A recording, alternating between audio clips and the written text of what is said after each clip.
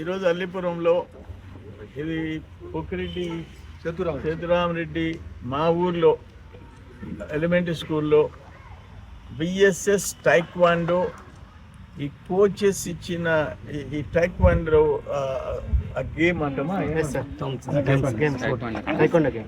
Taekwondo game కొరియాలో నుంచి వచ్చింది. ఇది మనం ఇంగ్లీష్ సినిమాల్లో చూసాము, కొన్ని సినిమాల్లో టైప్ ఆఫ్ ఫైటింగ్ చూసాం.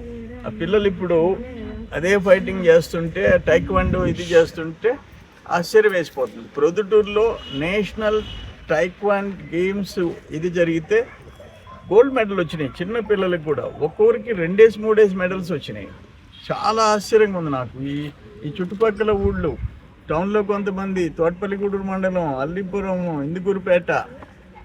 సో ఇప్పుడు ఇంకోటి ఏంటంటే, లోకేష్ బాబు ఎడ్యుకేషన్ మినిస్టర్ అయిన తర్వాత ఆ 2% స్పోర్ట్స్ కోటాని 3% చేశాడు. ఇప్పుడు మన డిఎస్సిలో 16,000 చిల్లర మందికి ఉద్యోగాలు వస్తే అందులో అరౌండ్ 3%, అరౌండ్ 480 ఈ స్పోర్ట్స్ కోటాలో ఉద్యోగాలు వచ్చాయి. దానికి గోల చేస్తున్నారు అపోజిషన్ వాళ్ళు. వాళ్ళ టైంలో డిఎస్సి కండక్ట్ చేయరు. డిఎస్సి జస్ట్ ఉద్యోగాలు కాదు, వాటి వల్ల పిల్లల భవిష్యత్తు.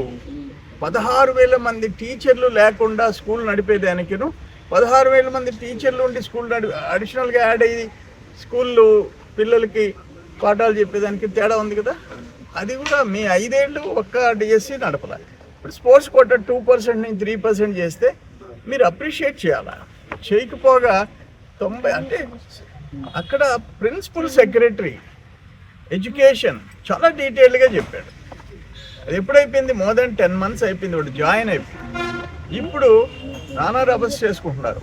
ఎందుకంటే దాని క్రెడిట్ కూటమి ప్రభుత్వానికి రాకూడదు అనే దురుద్దేశంతో ఉండాలి.